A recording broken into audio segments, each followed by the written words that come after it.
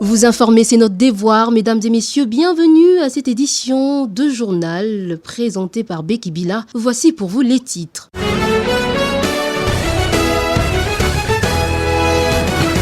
Décédé dans la matinée du lundi 21 avril en sa résidence au Vatican à l'âge de 88 ans, le pape François a servi l'Église jusqu'à son dernier souffle, qui était donc le chef de la communauté laïque catholique. Élément des réponses dans ce journal. L'organisation de l'Église catholique autour des obsèques du pape François nous intéresse également dans ce journal. Et puis cette semaine est aussi marquée par la semaine de la science lancée lundi dernier par la ministre d'État qui martèle sur la particularité de cette 12e édition. Voilà tout pour les titres.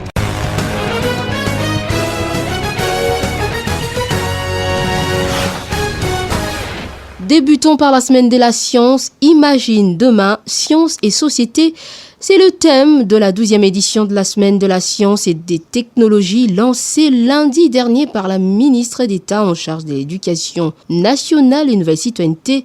Dans un message adressé à tous les acteurs du secteur éducatif, Raissa Malou a martelé sur l'objectif mieux, la particularité de cette édition, celle de faire revivre la science au cœur de la société. On l'écoute au micro de votre rédaction. C'est avec enthousiasme que je m'adresse à vous aujourd'hui pour lancer la 12e édition de la Semaine de la science et des technologies organisée en partenariat avec l'ASBL Investing in People. Depuis 2014, cette semaine est devenue un rendez-vous incontournable pour faire vivre la science au cœur de notre société. Elle est une fenêtre ouverte sur la curiosité et l'innovation, mais aussi sur l'espoir.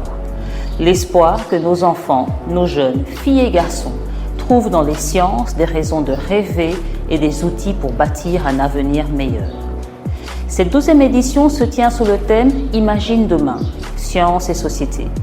Une invitation à réfléchir collectivement au lien entre savoir scientifique et enjeux sociaux, à l'heure où notre pays, notre continent et le monde sont confrontés à des défis majeurs, mais aussi porteurs d'opportunités. Nous croyons que la science ne doit pas être réservée à une élite, mais partagée, vulgarisée et vécue dans toutes nos écoles, dans toutes nos communautés. C'est pourquoi cette année, la Semaine de la science et des technologies adopte une formule hybride. D'une part, des animations scientifiques décentralisées sont organisées durant tout le mois d'avril dans les provinces grâce à l'implication remarquable du réseau des catalyseurs. D'autre part, une semaine d'activité principale à Kinshasa débute ce 21 avril avec des animations scolaires, des conférences, des expositions et une cérémonie de clôture prévue le 24.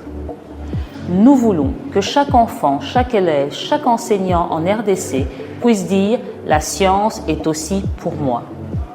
Nous voulons que les jeunes filles voient dans les sciences un espace légitime pour leur créativité, leur ambition et leur voix. Nous voulons que les savoirs africains dialoguent avec les innovations contemporaines dans un esprit d'ouverture et de responsabilité collective. Rendons-nous en province. À Kwilu 2, le directeur de la province, Yoïbokete Jean-Pierre, est très satisfait de l'effectivité de la reprise de classe ce lundi 21 avril 2025 après avoir visité 4 écoles conventionnées protestantes, dont l'école primaire Kiessé et l'école primaire Louzolo, ainsi que 2 écoles secondaires, l'Institut Louzolo et le lycée Louzolo. Le rendement du corps enseignant s'avère également satisfaisant et il n'a pas manqué l'occasion d'adresser quelques mots aux élèves. Suivez. Oui, il faut chaque jour venir à l'aide, n'est-ce pas? Et il faut chaque jour dire, il faut prendre des notes chaque jour. Hein? Il ne faut pas manquer une note. Et il faut suivre les cours attentivement. N'est-ce pas? Oui. Il faut suivre les cours attentivement. Très bien. Très bien. Et quand vous rentrez à la maison, vous devez aussi faire quoi? Écrire. Et vous devez savoir que vous devez avoir 2 directions là. La première direction, c'est de quitter la maison pour l'école. Quand vous quittez la maison, le matin, vous devez venir directement aller. Et à la sortie, vous quittez l'école Vous rappelez directement, à la nature. n'est-ce pas? Oui. C'est comme ça que vous avez grandi. C'est comme ça que vous avez grandi. Il ne faut pas fuir. Il faut faire beaucoup d'exercices à la maison. Il faut éviter de regarder les histoires qui ne sont pas éthiques. C'est très important. C'est comme maintenant. Qui peut dire ça? C'est qui est au capot. Oui. C'est correct? La mathématique, Oui. la mathématique, c'est Ah. C'est correct, hein? oui. Applaudissez pour la nuit. Quel est le nom de votre terre? Quel est le nom de votre terre? Oui. Ça s'appelle? C'est correct, hein? Non. Oui. C'est correct, hein? Oui. Applaudissez à vous. Et votre truc? Oui. Notre professeur s'appelle Madame Tulabana Esther. Madame est Tulabana Esther. la bonne Esther. Elle vous donne quel cours? Vous donne quel cours? Oui. C'est l'éducation à la vie familiale. Ça va? Voilà. Qui va ici? Ça, c'est tout. Donc, les deux vont échouer. Il faut faire un effort de réussir. Ça va? Il faut faire un effort de faire quoi? Merci. Merci, bonne année. Merci. Et puis à Bukavu, dans les Sud Kivu, les retombées de la crise sécuritaire continuent à être enregistrées. Une centaine d'étudiants des universités et instituts supérieurs qui séjournent actuellement dans cette partie du pays fuyant l'offensive des rebelles AFC et M23 sont dans l'incapacité de poursuivre leur cursus. La route nationale numéro 5, assiégée par les milices à ces jours, constitue cependant un obstacle pour ces étudiants qui doivent regagner leurs établissements universitaires. Emmanuel Moulongo, étudiant à l'université officielle de Bukavu, lance la sonnette d'alarme. Nous avons vu les activités académiques reprendre juste après notre sortie. Les examens vont débuter d'ici le 6 mai. Depuis que les activités ont repris, et les chefs d'établissement et la ministre nationale de l'ESU nous ont rien rassuré sur le sort de nous étudiants qui nous sommes déplacés. Alors, nous nous sommes concertés et nous nous sommes dit nous devons adresser un mémo au ministre de l'enseignement supérieur et universitaire pour voir comment regagner notre milieu estudiantin. Ils peuvent conclure des clauses avec des organisations internationales. Ils peuvent même conclure des clauses diplomatiques pour que nous puissions passer par Burundi, Tanzanie, faire Kigali et entrer en ville de Bukavu pour sauver l'année académique en cours qui est tellement en danger. Mais également, ils peuvent même organiser des cours en ligne ou d'autres propositions qui seront bénéfiques à nous étudiants qui sommes dans des zones occupées par les gouvernements. Priorité à l'éducation. Quel est le vrai nom du pape François? Vous l'aurez compris certainement, mesdames et messieurs, c'est la rubrique questions aux écoliers. On écoute les réponses de quelques élèves de la commune de la Gombe. Le pape François. Je ne connais pas. Je connais seulement sa nationalité. Il est de la nationalité argentine. Il s'appelle le pape François. C'est seulement le pape François. Georges. J'ai oublié. Le vrai nom du pape François est Georges Mario Bergoglio. Priorité à l'éducation. Continuons ce registre du décès du pape François qui s'est éteint ce lundi 21 avril à l'âge de 88 ans. Les hommages fusent de partout dans le monde. Le gouvernement congolais se dit consterné par la mort du chef de l'église catholique romaine.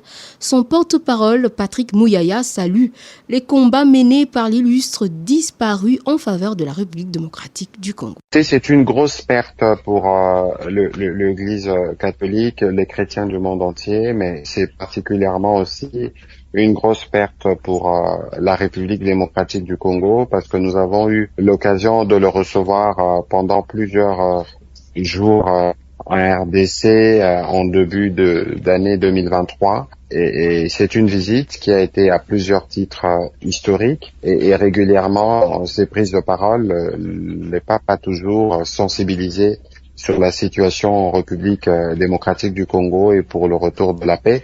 Et je crois que de sa visite, il y a une expression qu'on a retenue ici, c'est qu'il faut ôter vos mains de la République démocratique du Congo. Je pense que ça, c'était un des moments le plus forts de son passage ici au cours de sa visite. Après cette triste nouvelle touchant la communauté laïque catholique, quelques Quinois expriment à cet effet leur ressenti. Ils sont au micro de Ruben Mbumba.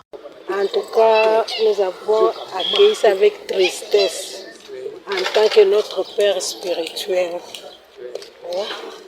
C'est ça, on se sent vraiment éprouvé. Comme je suis catholique, je me sens vraiment éprouvé. C'est un homme de paix, un homme qui a milité pour la paix internationale. Dans chaque pays où il arrivait, il insistait pour que les gouvernants et les gouvernés travaillent ensemble pour le maintien de la paix. Et aujourd'hui, nous l'avons perdu. Nous n'aurons plus ce pape. Il est parti. Il a rejoint les autres papes qui ont servi l'Église catholique de manière générale, l'Église universelle en particulier. Alors, que son âme repose en paix, il a fait sa part, il a conscientisé surtout les dirigeants africains, il leur a demandé de cultiver la paix. Si ils prendront en compte les conseils du pape, je pense que ça sera une très bonne chose. Et particulièrement pour le cas de la République démocratique du Congo, moi j'ai toujours aimé la phrase de Houphouët-Boigny qui disait à son temps, je cite, « Vaut mieux la paix que la guerre parce qu'après la guerre, on aura besoin de la paix. » Nous devons cultiver la paix parce que sans cela, chacun de nous sera triste et attristé. Le décès du pape François, ce lundi 21 avril, marque par ailleurs les débuts d'une période de 9 jours de deuil pour l'Église catholique. Cette période de deuil et de transition est encadrée par des traditions séculaires qui assurent la continuité de l'institution jusqu'à l'élection d'un nouveau souverain pontife. Mais comment l'Église catholique s'organise-t-elle? Et pour gérer cette période délicate, tentative de réponse dans ces récits que vous propose Bienfait Idombo. Pendant cette période, l'Église catholique est gouvernée collectivement par le Collège des cardinaux. Ces derniers se réunissent en congrégation générale présidée par le doyen des cardinaux actuellement, le cardinal Giovanni Battista. Ces réunions permettent aux cardinaux de discuter des affaires courantes de l'Église et de préparer l'élection du nouveau pape. Le doyen cardinaux joue un rôle important dans cette transition. Il préside les discussions, veille à ce que les règles du conclave soient respectées et après l'élection demande au nouveau pape élu s'il accepte ses fonctions et quel nom il souhaite porter. Le doyen participe également au vote du pape, mais il ne peut pas imposer ses choix car chaque cardinal électeur dispose d'une voix égale. L'un des moments forts de cette période de transition est le conclave, au cours duquel les cardinaux électeurs se réunissent pour désigner les nouveaux papes. Le conclave se tient à huis clos dans le chapelle Sixtine et les cardinaux électeurs âgés de moins de 80 ans y participent. Le carméline, bien qu'il supervise les aspects logistiques, ne préside pas les sessions de vote. Une fois le nouveau pape élu, l'annonce officielle connue sous le nom de Habemus Papam est faite par le cardinal protodiacre Dominique Mamberti depuis le balcon de Basilique Saint-Pierre. Il est mort le lendemain de la fête de Pâques 2025, mais qui était Pape François? Sa biographie, toujours avec Bienfait Idombo. De son vrai nom Georges Mario Bergoglio, le pape François est né le 17 décembre 1936 à Buenos Aires, en Argentine. Élu souverain pontife le 13 mars 2013, il a choisi le nom de François pour honorer Saint François d'Assise. Il est le premier pape jésuite et depuis plus d'un millénaire qui n'est pas européen, aussi le premier à venir des Amériques et de l'hémisphère sud. Dès 1998 jusqu'à son élection comme pape, François était archevêque de Buenos Aires. Tout au long de sa vie, à la fois en tant qu'individu et chef religieux, il est connu pour son humilité, son souci des pauvres et son engagement dans les dialogues comme moyen de jeter des ponts entre les personnes de toute origine, croyances et confessions. Depuis son élection à la papauté, il montre une approche plus simple et moins formelle du bureau, choisissant de vivre dans la maison d'hôte du Vatican et non dans la résidence papale. Décédé le 21 avril 2025 à 88 à Rome, des suites d'une pneumonie bilatérale touchant ses deux poumons, il était le 266e pape de l'Église catholique romaine. Voilà tout pour cette session d'information. Nous vous disons merci de votre attention soutenue. Nous nous retrouvons prochainement pour une nouvelle édition. Au revoir.